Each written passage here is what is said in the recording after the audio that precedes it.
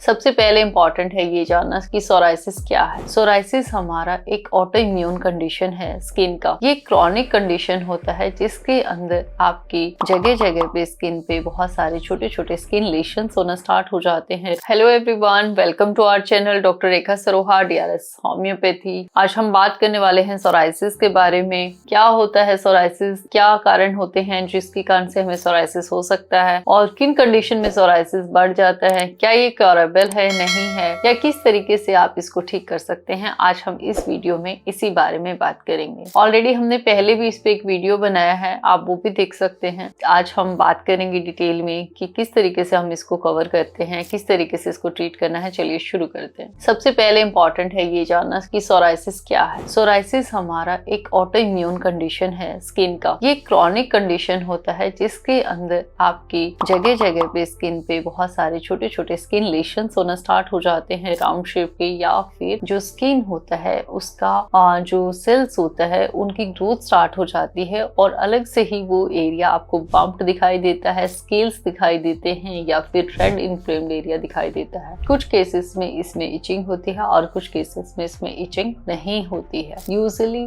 Psoriasis की जो skin होती है वो थिकन्ड हो जाती है और अपने आप की जो स्किन सेल्स होती है वो बहुत ही स्पीडली कहूँ या रैपिडली ग्रोथ करना स्टार्ट हो जाता है, जिससे स्किन की बहुत स्पीड से स्केलिंग होती है, स्किन शेड्स होती है। और जब हम उस स्केल को रिमूव करते हैं, सिल्वरी स्केल रहते हैं, तो उसके नीचे एकदम रेड और पिंक कलर का स्किन हमें दिखाई देता है। जो लोकेशन रहता है, यूजुअली जो सोराइसिस के पैच होते हैं सबसे ज्यादा मोस्ट कॉमनली स्कैल्प सोराइसिस देखने को मिलता है। इसके अलावा आपके एल्बोज पे, नीज की जो बैंड होती है, अक्सर जो फोल्ड होती है स्किन की, वहां पे सोराइसिस के लेशंस देखने को मिल जाते हैं। आपके नेल्स में भी पिटिंग देखने को मिल जाती है, यानी नेल्स दब जाते हैं। और स्किन के अगर हम बात करें, आपके हैंड्स पे, एल्बो पे, लेग्स पे, कई जगह ऐसी हैं जहां पे आप सोराइसिस के पैचेस आपको देखने को मिल जाते हैं। अब हम बात करते हैं कि सोराइसिस के रीजंस क्या होते हैं। सबसे इम्पॉर्टेंट, अगर आप सोराइसिस को ट्रीट करना चाहते हैं तो ये जानना बहुत इम्पॉर्टेंट है कि सोराइसिस के पीछे क्या रीजंस होते हैं। जैसे हमने पहले ही कहा कि सोराइसिस एक ऑटो इम्यून कंडीशन है। जब भी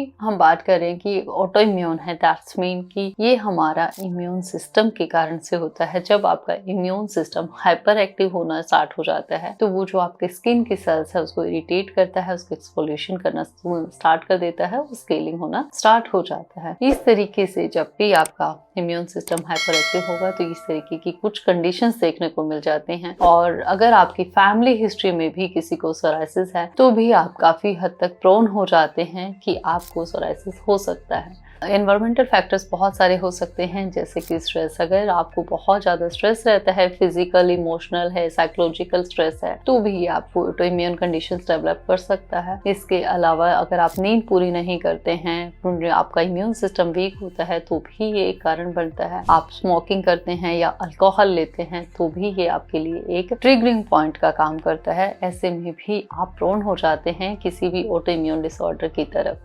बहुत से बार हार्मोनल चेंजेस, जैसे कि प्रेगनेंसी के टाइम में, मेनोपॉज के टाइम में, या छोटे बच्चों जिनका इम्यून सिस्टम प्रॉपर्ली मैच्योर नहीं होता है, ऐसे लोग भी काफी हद तक प्रोन होते हैं सोराइसिस के लिए। कई बार कोई इंजरी है या फिर बहुत स्ट्रॉन्ग मेडिकेशंस कोई इंसान करता है जिससे कि उसका इम्यून सिस्टम सप्रेस हो जाता है, तो इस तरीके के ऑटो इम्यून डिसऑर्डर्स देखने को मिल जाते हैं। अब हम बात करते हैं कि जो सोराइसिस होती है वो इसके सिम्टम्स माइल्ड भी हो सकते हैं या सिंपली कहें तो स्किन रैशेस कहीं भी बहुत सी बार होता है कि एक छोटा सा स्किन रैश है और वो काफी सालों तक भी पड़ा रहता है और बहुत सी बार ये बहुत ही सीवियर कंडीशन में भी देखने को मिलता है। तो इसका जो प्रोग्नोसिस होता है वो टोटली डिपेंड करता है कि सिम्टम्स कितना रहता है और क्या है। अब बात करते हैं क्या सोराइसिस का क्योर हो सकता है। जी हाँ, आप सोराइसिस को ट्रीट कर सकते हैं, क्योर कर सकते हैं, लेकिन इसके लिए बहुत ही इम्पोर्टेंट है इसके रीजंस को एक्सक्लूड करना। जैसे हमने अभी वीडियो में पहले बताया है, ये रीजंस रहते हैं। ये ऑटो इम्यून डिसऑर्डर है। अगर आप अपना लाइफस्टाइल चेंज करते हैं, आप अपना लाइफस्टाइल मेंटेन करते हैं, अच्छी नींद लेते हैं,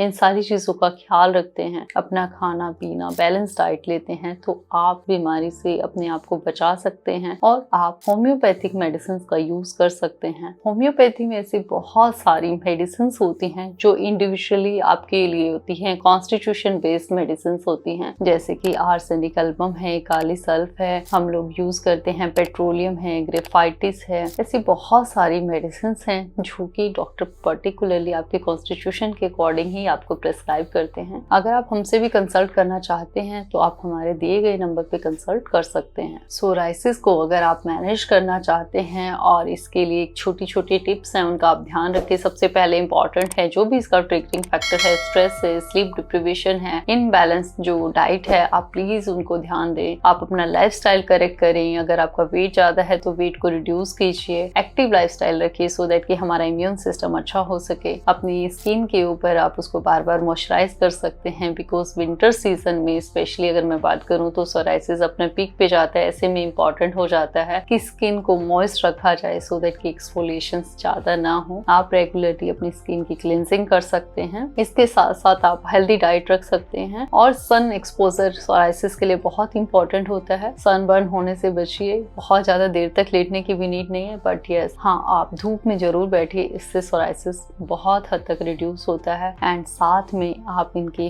होम्योपैथिक मेडिसिन को चूज कर सकते हैं। अगर आप हमारे चैनल पे नए हैं तो इसको सब्सक्राइब करें, वीडियो को सेव करें और शेयर करें। हमारे साथ जुड़े रहें। Doctor Rekha Saroha, DRS homeopathy.